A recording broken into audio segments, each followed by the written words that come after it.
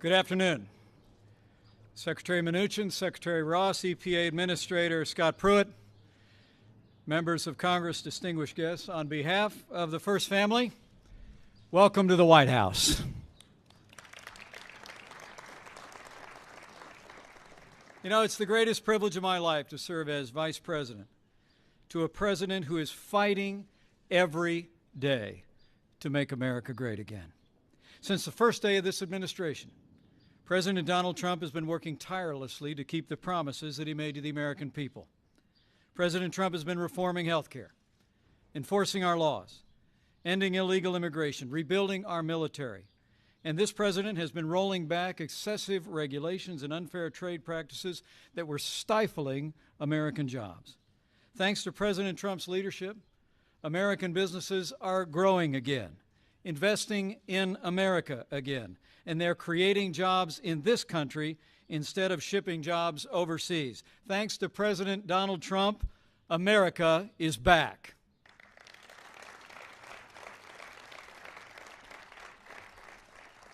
And just last week, we all witnessed the bold leadership of an American president on the world stage, putting America first.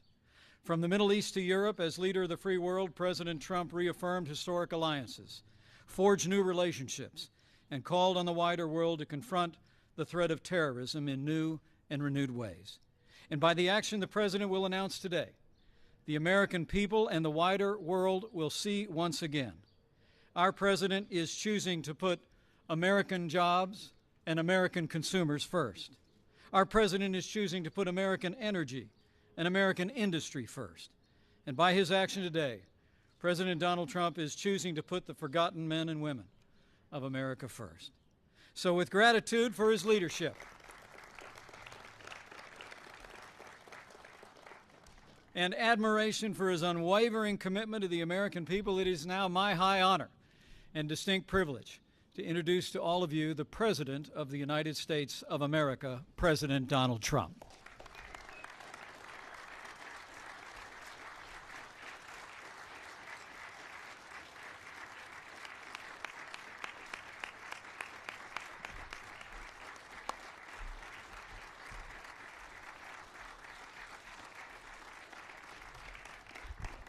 Thank you very much. Thank you. I would like to begin by addressing the terrorist attack in Manila.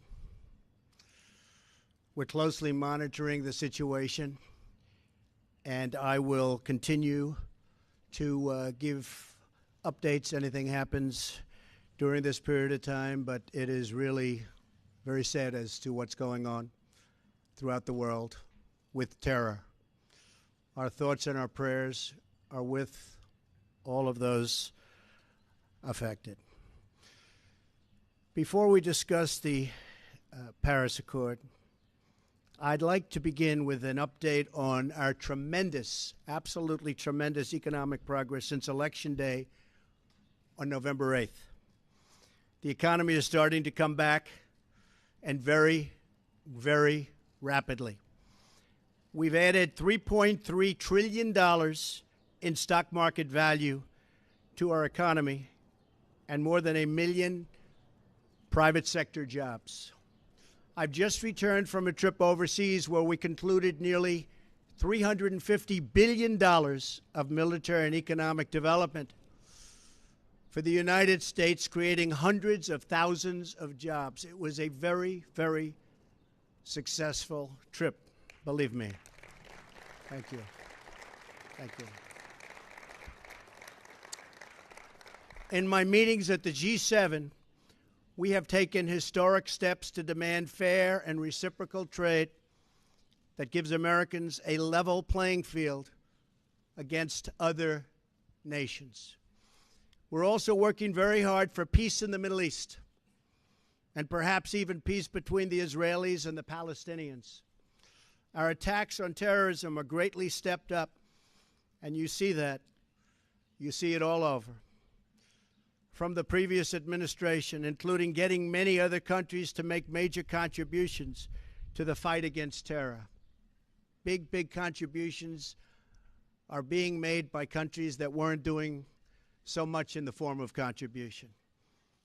One by one, we are keeping the promises I made to American people during my campaign for president, whether it's cutting job-killing regulations, appointing and confirming a tremendous Supreme Court justice, putting in place tough new ethics rules, achieving a record reduction in illegal immigration on our southern border, or bringing jobs, plants, and factories back into the United States at numbers which no one until this point thought even possible. And believe me, we've just begun. The fruits of our labor will be seen very shortly, even more so. On these issues and so many more, we're following through on our commitments, and I don't want anything to get in our way. I am fighting every day for the great people of this country. Therefore, in order to fulfill my solemn duty to protect America and its citizens, the United States will withdraw from the Paris Climate Accord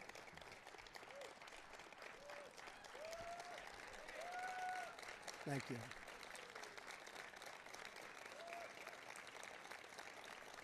Thank you. But begin negotiations to re-enter either the Paris Accord or in really entirely new transaction on terms that are fair to the United States, its businesses, its workers, its people, its taxpayers. So we're getting out, but we will start to negotiate, and we will see if we can make a deal that's fair. And if we can, that's great. And if we can't, that's fine. As president, I can put no other consideration before the well-being of American citizens. The Paris Climate Accord is simply the latest example of Washington entering into an agreement that disadvantages the United States to the exclusive benefit of other countries, leaving American workers, who I love, and taxpayers to absorb the cost in terms of lost jobs, lower wages, shuttered factories, and vastly diminished economic production. Thus, as of today, the United States will cease all implementation of the non-binding Paris Accord and the draconian financial and economic burdens the agreement imposes on our country. This includes ending the implementation of the nationally determined contribution and, very importantly, the Green Climate Fund, which is costing the United States a vast fortune. Compliance with the terms of the Paris Accord and the onerous energy restrictions that is placed on the United States could cost America as much as 2.7 million lost jobs by 2025, according to the National Economic Research Associates. This includes 440,000 fewer manufacturing jobs, not what we need. Believe me, this is not what we need, including automobile jobs and the further decimation of vital American industries on which countless communities rely. They rely for so much, and we would be giving them so little. According to the same study, by 2040, compliance with the commitments put into place by the previous administration would cut production for the following sectors: paper, down 12%. Cement, down 23%. Iron and steel, down 38%. Coal, and I happen to love the coal miners, down 86%. Natural gas down 31%. The cost to the economy at this time would be close to $3 trillion in lost GDP and 6.5 million industrial jobs, while households would have $7,000 less income, and in many cases, much worse than that.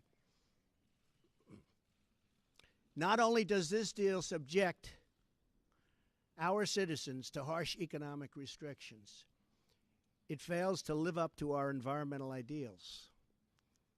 As someone who cares deeply about the environment, which I do, I cannot in good conscience support a deal that punishes the United States, which is what it does.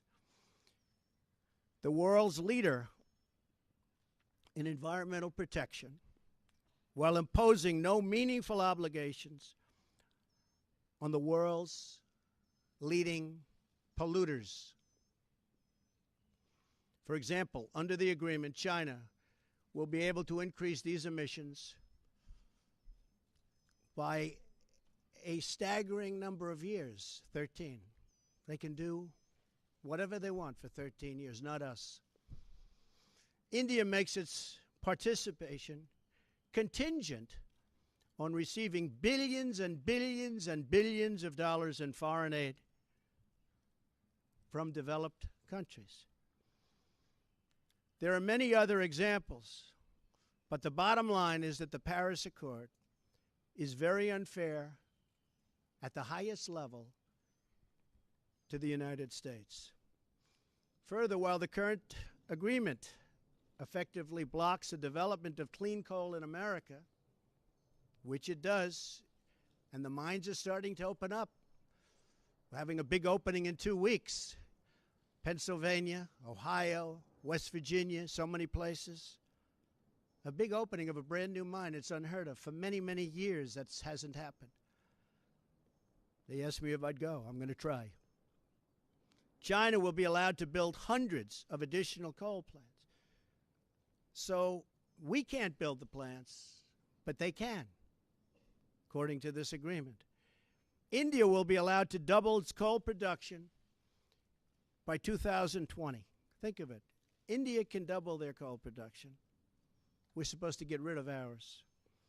Even Europe is allowed to continue construction of coal plants. In short, the agreement doesn't eliminate coal jobs. It just transfers those jobs out of America and the United States and ships them to foreign countries. This agreement is less about the climate and more about other countries gaining a financial advantage over the United States. The rest of the world applauded when we signed the Paris Agreement. They went wild. They were so happy. For the simple reason that it put our country, the United States of America, which we all love, at a very, very big economic disadvantage. A cynic would say the obvious reason for economic competitors and their wish to see us remain in the agreement is so that we continue to suffer this self-inflicted major economic wound. We would find it very hard to compete with other countries from other parts of the world. We have among the most abundant energy reserves on the planet, sufficient to lift millions of America's poorest workers out of poverty. Yet under this agreement, we are effectively putting these reserves under lock and key, taking away the great wealth of our nation. It's great wealth. It's phenomenal wealth. Not so long ago, we had no idea we had such wealth. And leaving millions and millions of families trapped in poverty and joblessness. The agreement is a massive redistribution of United States wealth to other countries. At 1% growth, renewable sources of energy can meet some of our domestic demand. But at 3 or 4% growth, which I expect, we need all forms of available American energy, or our country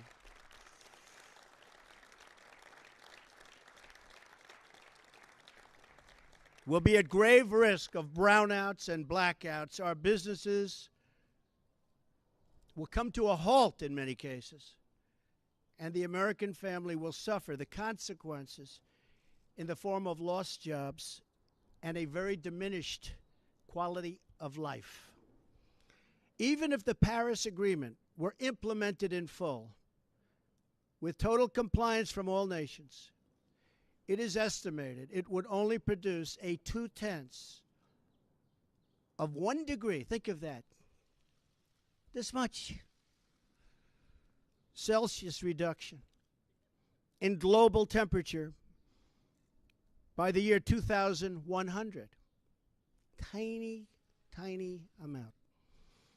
In fact, 14 days of carbon emissions from China alone would wipe out the gains from America, and this is an incredible statistic, would totally wipe out the gains from America's expected reductions in the year 2030. After we have had to spend billions and billions of dollars, lost jobs, closed factories, and suffered much higher energy costs for our businesses and for our homes. As the Wall Street Journal wrote this morning, the reality is that withdrawing is in America's economic interest and won't matter much to the climate. The United States under the Trump administration will continue to be the cleanest and most environmentally friendly country on earth. We'll be the cleanest. We're going to have the cleanest air. We're going to have the cleanest water. We will be environmentally friendly, but we're not going to put our businesses out of work. We're not going to lose our jobs. We're going to grow. We're going to grow rapidly.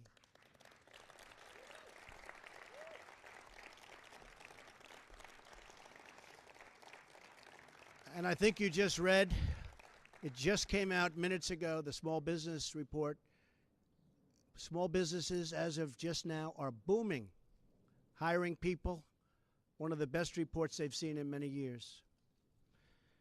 I'm willing to immediately work with Democratic leaders to either negotiate our way back into Paris under the terms that are fair to the United States and its workers, or to negotiate a new deal that protects our country and its taxpayers.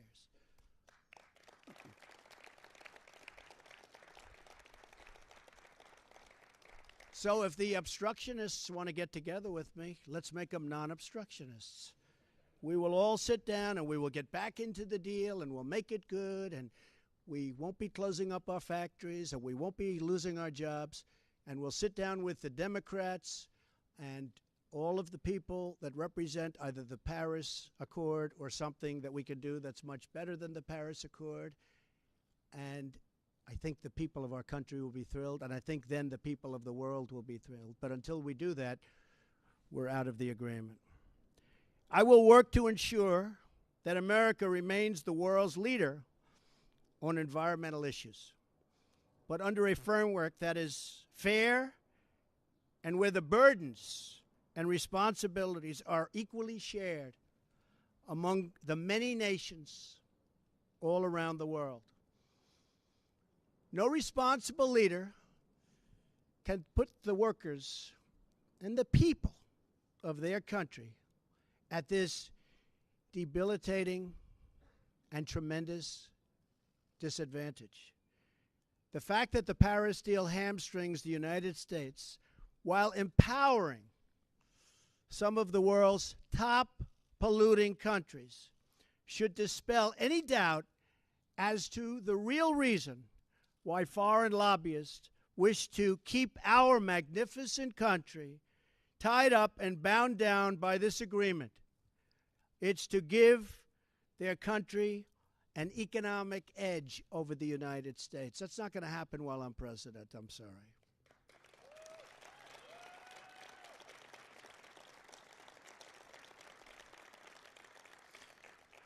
My job as president is to do everything within my power to give America a level playing field and to create the economic, regulatory, and tax structures that make America the most prosperous and productive country on earth, and with the highest standard of living and the highest standard of environmental protection. Our tax bill is moving along in Congress, and I believe it's doing very well. I think a lot of people will be very pleasantly surprised. The Republicans are working very, very hard.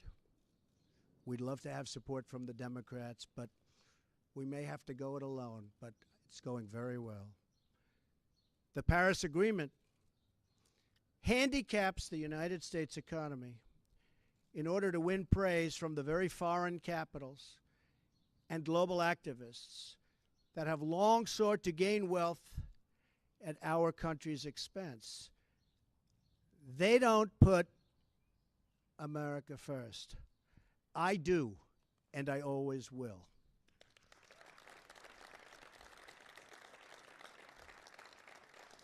The same nations asking us to stay in the agreement are the countries that have collectively cost America trillions of dollars through tough trade practices and, in many cases, lax contributions to our critical military alliance. You see what's happening. It's pretty obvious to those that want to keep an open mind. At what point does America get demeaned? At what point do they start laughing at us as a country? We want fair treatment for its citizens, and we want fair treatment for our taxpayers. We don't want other leaders and other countries laughing at us anymore, and they won't be. They won't be. I was elected to represent the citizens of Pittsburgh, not Paris.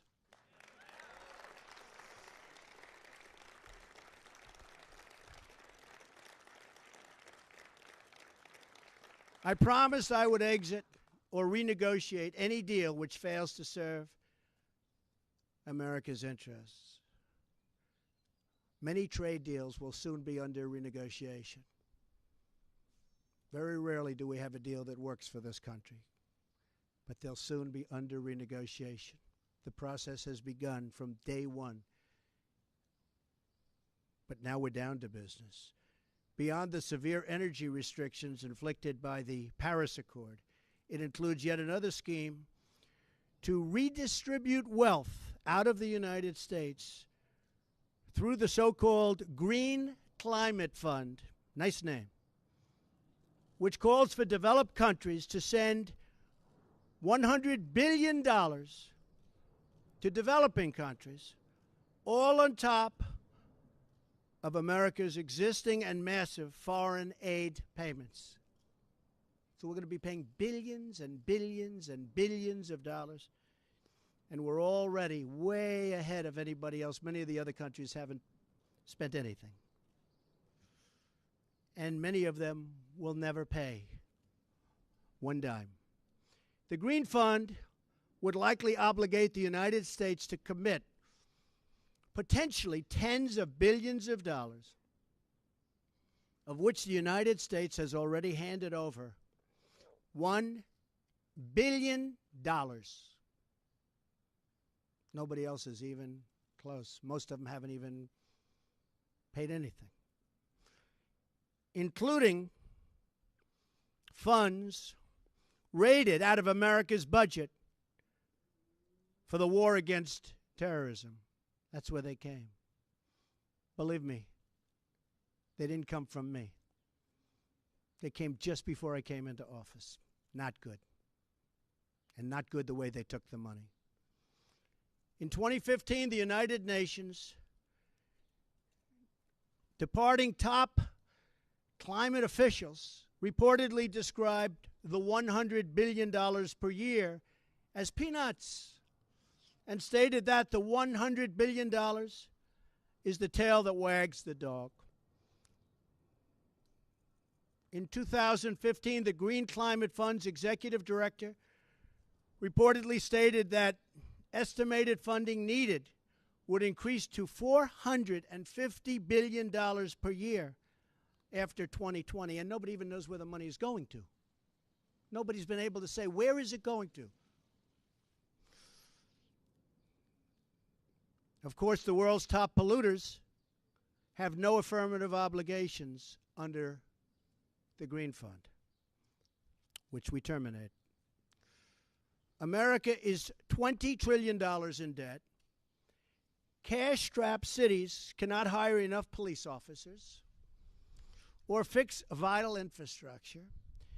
Millions of our citizens are out of work, and yet, under the Paris Accord, billions of dollars that ought to be invested right here in America will be sent to the very countries that have taken our factories and our jobs away from us.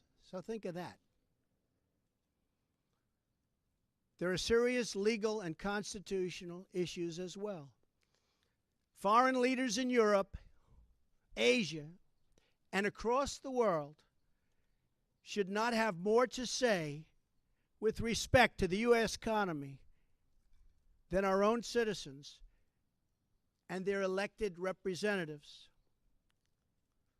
Thus, our withdrawal from the agreement represents a reassertion of America's sovereignty.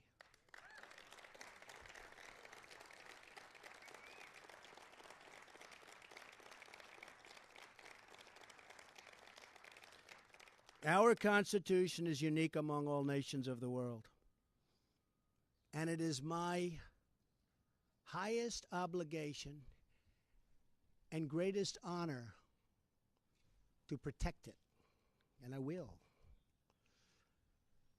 Staying in the agreement could also pose serious obstacles for the United States as we begin the process of unlocking the restrictions on America's abundant energy reserves, which we have started very strongly.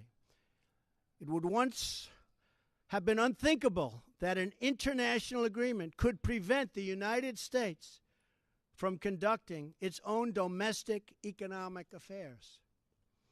But this is the new reality we face if we do not leave the agreement or if we do not negotiate a far better deal.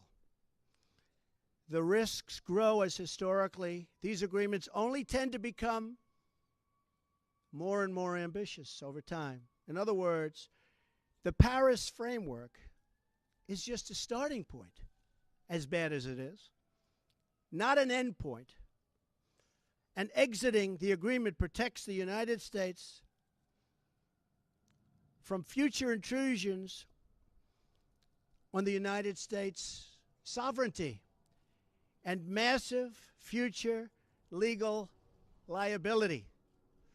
Believe me, we have massive legal liability if we stay in. As president, I have one obligation, and that obligation is to the American people.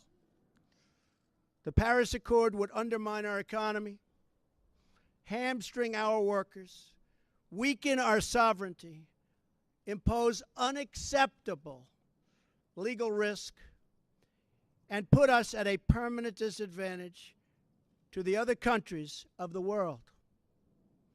It is time to exit the Paris Accord.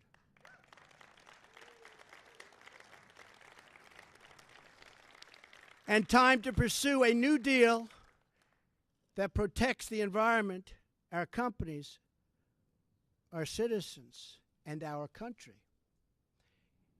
It is time to put Youngstown, Ohio, Detroit, Michigan, and Pittsburgh, Pennsylvania, along with many, many other locations within our great country, before Paris, France. It is time to make America great again. Thank you. Thank you. Thank you very much.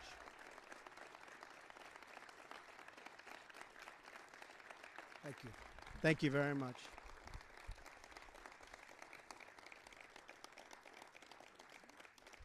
Thank you very much. Very important. I'd like to ask Scott Pruitt, who most of you know and respect, as I do, just to say a few words. Scott, please.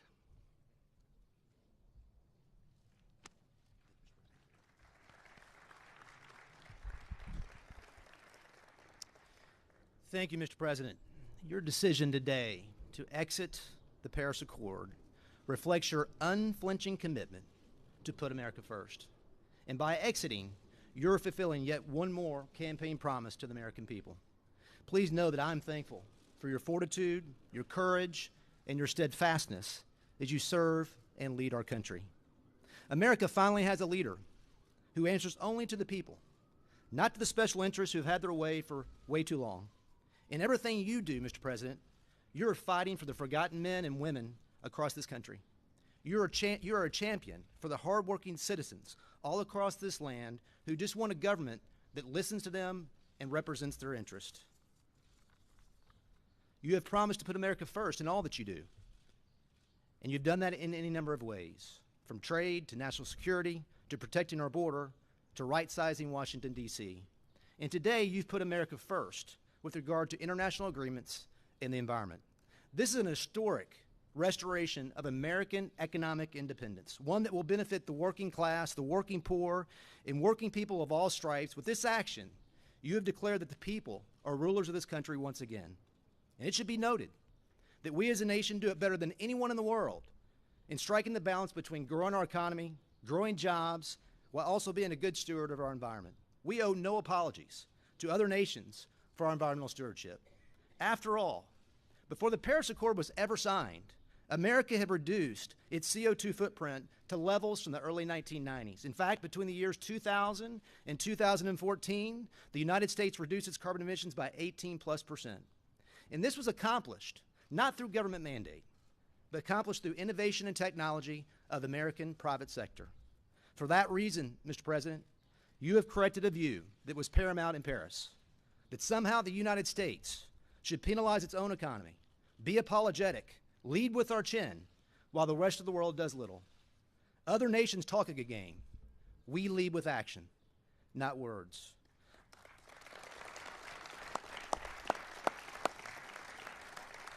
Our efforts, Mr. President, as you know, should be on exporting our technology, our innovation, to nations who seek to reduce their CO2 footprint to learn from us. That should be our focus, versus agreeing to unachievable targets that harm our economy and the American people. Mr. President, it takes courage, it takes commitment to say no to the plaudits of men while doing what's right by the American people. You have that courage, and the American people can take comfort because you have their backs. Thank you, Mr. President.